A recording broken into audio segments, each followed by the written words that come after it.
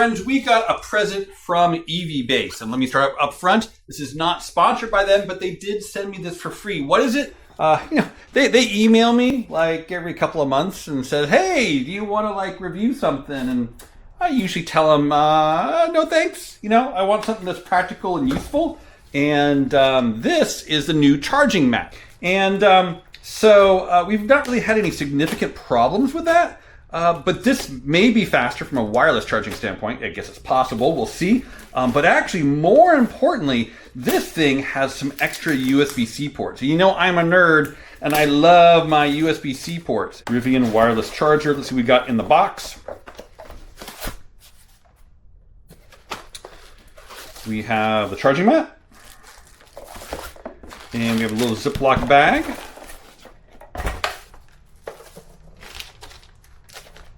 I believe this is, what do we have in here? We have two things. We have what looks like a power cable of some sort. Not exactly low gauge, thick wires here on what I presume is 12 volt power, but interesting. And we have a little thingamabobber that to pry up the OEM charge mat. But at least from the videos I've seen, it looks really simple to do. So this may be like one of the easiest installs ever. Are there actually any directions? Again, we can check on their website and we can check other stuff. But so here is the charge mat. And so we've got, interesting. So we've got a center ridge here. We kind of have a textured rubber to kind of keep your phone from sliding around.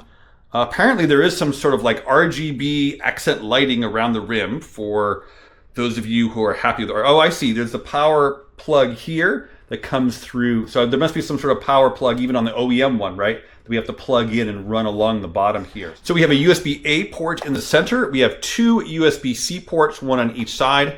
And then there's like a touch, looks like a settings button right here, which I'm guessing turns on and off or maybe rotates the colors for the RGB lighting. And then these four little silver nubs, these appear to just be in the way to keep your phone from sliding forward and slamming into the USB port, I guess is what that is. But it looks like it should be like the easiest install like ever. Let's do this. Honestly, I'm not even sure I need that little spud thingy because I can just kind of pull up on the front. And it starts pulling out.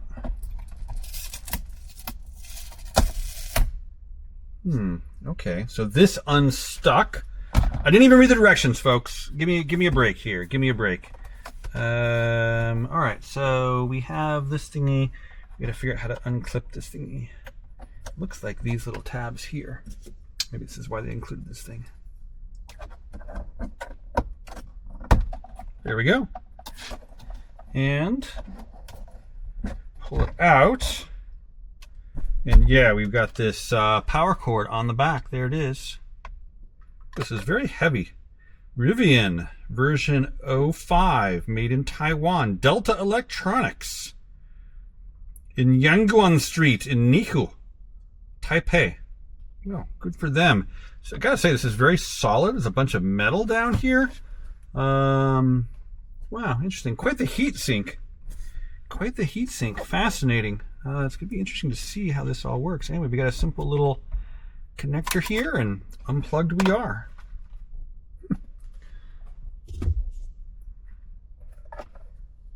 This definitely feels like half the weight. Okay, it's plugged in. The little ambient light turned on. Okay, it seems like you just put the tail little plastic pieces in and then just snap that baby in. God, easy that. Let's take my cell phone. Starts charging. Don't really have any way to measure how fast it's charging. They advertise 15 watts. I honestly have no idea what the OEM unit does, although this power feed is the same. Who the heck knows? But now, let's see. First off, we have the setting button, which appears to change the RGB lighting from nothing to white, red, green, kind of golden, greenish yellow color thing. Purple, blue. Is this a rotating color? Oh, this is rotating RGB. Woo! Just like my computer. And that's a more directly, kind of sharply changing. Oh, yuckies. And then this is a crazy little rainbow snake. Yeah. Okay, well, cool beans. And we have our ports. Let's get our tester and start checking this baby out. Checking voltages at first. Ooh, we can support 9 volts. We can support 12 volts. That is it. 9 volts and 12 volts. But 12 volts is pretty cool. Let's restart the test and see what kind of power we can get out of it. That's pretty neat. All right, it just aired out, and look at that. Our rated output power of just over 30 watts. 30 watts! 30 watts! 30 watts! That's freaking awesome. That's actually really, really excellent. I am kind of blown away by that. That's, 12 volts, 11.1 volts at probably just under 3 amps. That is really excellent. I did not expect that level of power coming out of this thing. That is super, super cool. All right, one more test here while we go ahead and go get some lunch, and we'll wrap things up. I really wanted to test and see what the max power is we could draw out of this thing. So I've got one of our Bouge RV battery packs which we use for our camping coolers or whatever coolers. It's run down. It's like a 20% state of charge. I'm going to go ahead and first plug this in. And this should presumably soak up 30 watts of power. Let's go see if it does that. There, the input is up to 26. It's ramping up. Well, it says it's pulling 26 watts. It could be its low state of charge here at 23%, or it could just be that this little digital display is not as accurate as other things. Anyway, so this is soaking up 25, 26 watts of power.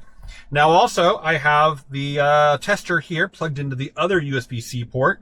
Let's see how much power we can get out of it. Anyway, so we're going to kick this off, power tester, and let's see how much power this can get while that is ramping up, and while we go get ourselves a number 2 animal style with chopped chilies. That's what I'm aiming for today. And we'll also talk about, kind of general ultimate experience of the Charge Mat here. We actually spent yesterday the whole day in the car. We were down at the Hollister Hills Off-Road Park with the Bay Area Rivian Club, doing a bunch of off-road training and practice and fun. And so we were in the car the whole day. I mean, not necessarily a lot of mileage, of course, but we were in the car the whole day long, both Monica and I. And it was kind of really the first opportunity to really kind of test things extensively and live with it for a day. And I got to say, while I am so excited about, the USB ports, right? They can charge twice as fast. And the Wi-Fi also seems to go, literally twice as fast. It's all super speedy quick. Monica could care less. So first off, she doesn't really use the wireless. She uses a cable because she wants to be able to hold the phone in her hand and either do Instagramming or surf the web or look things up or whatever. She's not putting her phone very often, and she's not disciplined enough to always put it back down on the wireless charger. And so she tends to use a cable. And, how often does she forget and essentially let her phone run down to like 5% state of charge? And then, oh my God, and it's actually useful in that moment for it to charge twice as fast. It happens often enough for me to be amused by it, but it really only happens, once every month or two or something. So does she care that it can charge twice as fast? No, not at all. And what she does care is that the stock Charge Mat has this gap up at the top where the USB ports are. And that provided her a slot to use her phone and then set it down into that slot. And that slot's gone. You can kind of prop it behind the USB cable heads here a little bit and lean your phone up slightly. But let's take my phone here. My phone, actually, you can kind of prop here, honestly. Hers is larger. Her Galaxy S25 Plus is too big. Doesn't really fit there. And so she's putting it in the cup holder, or maybe she's tucking it under her thigh or that kind of thing, right? So, in some ways, from a utility standpoint, she feels it's a downgrade, honestly. Because again, that charging speed and the extra USB ports don't do anything for her except for that once in a while time. And maybe when that time finally happens, and we're going out to dinner or going to going to the city or something, and oh my god, my phone didn't charge last night, and we're only driving for half an hour until we get to wherever it is we're going, and she'll have the high-speed charger and she'll be like, wow, it got up to 60% in no time at all, right? Maybe in that moment she'll finally be able to visualize the benefit, but at the moment that's not the case. Oh yeah, with the power tester going, the Bouge RV is down to like 19 watts reported, whereas this thing is using 7 watts. Interesting. So maybe we've got a max power output of 30 watts. Let's just go ahead and let it run for a bit, and we'll kind of confirm that. But it seems like possibly there's a maximum of 30 watts for all 3 ports, for perhaps everything. In fact, we'll slap my phone onto the charging mat here in a second and do all 3 things at once and see if we can really overload the heck out of it. Speaking of the charging mat, I've really found that the stickiness really works quite well. The texturing of this rubber mat is fantastic, and it's definitely better than OEM. I never personally had a huge problem with just, after going on a sharp corner, just reaching down and touching it and tucking my phone back against the corner here. It's not a big deal, but nonetheless, it does not move. And it's not the center ridge here. It's definitely the texture. So what I do is I just tuck it in to the left against the rib here on the left-hand side. So it's not even touching the center ridge at all. It's just the camera bump underneath here and the kind of the left edge kind of just sticking to the, and it just doesn't move very much at all. Especially bouncing around over there in Hollister Hills and stuff. Just not a problem. It really sticks well. So 2 thumbs up as far as that goes. Now one, again, perhaps downside, kind of echoing what Monica said about the pocket for where she put her phone kind of being gone, is that is charging twice as fast actually useful to you? Because charging twice as fast also means your phone gets twice as hot. And when my phone is down in state of charge and I put it on the wireless charger, boy, it charges back up nice and quick. And then I pick it up and it's like almost too hot to touch. It's kind of a trade-off, right?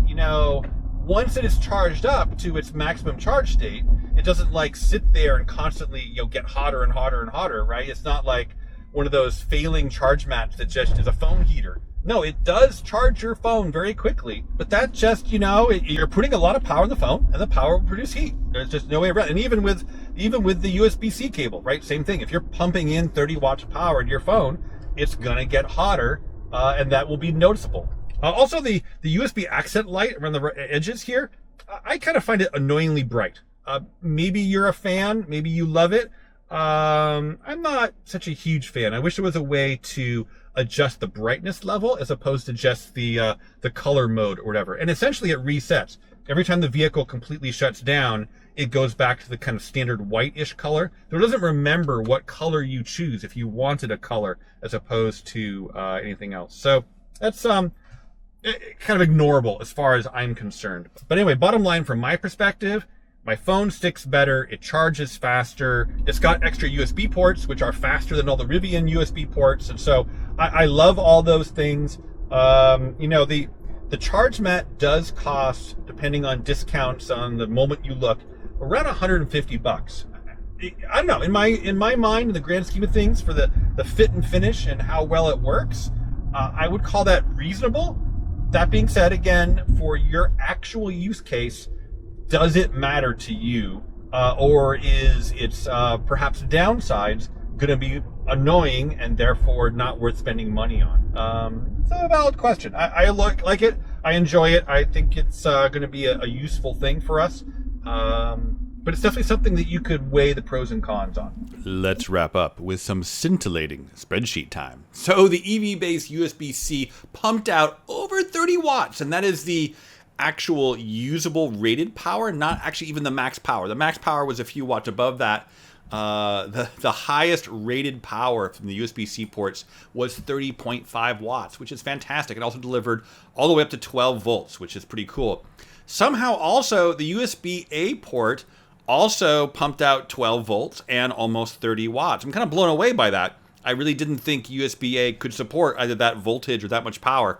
Crazy. And then when I combined forces and had multiple ports running, the maximum I could get out of it was about maybe 35 watts or so, something like that. I mean, basically, I had two and they were in the high teens. It was hard to really add them up and kind of, figure things out. And, then I could throw my phone onto the wireless charger and everything would kind of go down a little bit until my phone got up to, I have it set to 90%. When it got to 90%, then it would stop and things would bounce. But yeah, anyway, about 35 watts is roughly what I could get out of it. And even with everything plugged in for a while, charging every which way it could, no overheating, no melting. My car did not burst into flames. I did not die. So 2 thumbs up. I also tested all the other USB ports in the Rivian, every single one. And so the ports inside the armrest, the ones that you would plug your drive cam into, those only pump out 13 watts. They are the lowest, well, not quite the lowest, but they're the lowest hard port here. It's interesting that they're a little different. Now, the back of the armrest ports, the one that's most easy to get to, right under the screen there for the backseat passengers, those pumped out 14 watts. So 1 watt more for what it's worth. And the back of the headrest, that actually got almost to 15 watts. So, not a huge difference, but kind of an interesting difference. I've actually seen that impactful when I'm plugging in my GoPro and I use a suction cup and a mount. You actually see it in some of the earlier footage where I've got a suction cup and a little armature that comes down and the GoPro that's hanging down like kind of a drive cam between the front two driver and passenger. And if I plug that into the back of the armrest, the GoPro is not happy. It says there's not enough power to power it properly. If I do the back of the headrest, then it's fine. And so just that little 3/4 of a watt is enough to get over whatever threshold that is. I also pulled out the cam speaker for giggles, and the cam speaker actually only pumped out 9.2 watts. Wah, wah, wah. That being said, the capacity was 25 watt hours, which I guess isn't bad. That's the single USB-C port on the back of the thing. I also tested out this guy, the power bank. For those of you who haven't seen this before, this is a hand warmer as well as a power bank. It's got a USB-C port right here. And this thing pumped out 20 watts of power, and the overall capacity was 21 watt hours. And it works great as a hand warmer as well. It's got 2 different power levels. And honestly, the size and the aluminum shell, it transmits the heat to your hand very nicely, fits nicely into your jacket pocket or a pants pocket or that kind of thing. I love this thing. This is fantastic. It's really, really cool. And then, one kind of cheater thing, for what it's worth, is in the 12-volt port in the gear tunnel, I have an Anker 100-watt USB-C power output adapter going to a USB-C chubby cable, 90-degree end connector, and then coming off, going around the interior trim across the top of the gear tunnel to avoid our camp kitchen when it slides in and out, and then popping out through the center port in the middle of the back seat to come out into the back seat area. And normally I coil that up underneath the back seat. And then when I want to use it for something, I go ahead and kind of drop it out the gap underneath the back seat into the footwell, and I'll plug in batteries or 100 watts, laptops. I can charge anything. And I actually tested that for shits and giggles. I was able to pull a rated power of 98.13 watts out of that thing at the end of that. I think it's a 12-foot long chubby cable. So that was fantastic. That was really, really excellent. That is all the news about the EVBASE Charge Mat. If you like content like this, I really don't do content like this very often, really when it's specifically useful for our Rivian overlanding build. But let me go ahead and sign out here with an actual product idea for EVBASE. When EVBASE folks, when you watch this video, so I've got 2 of these. I've got the flashlight and the hand warmer, but I've only got 1 socket in the door.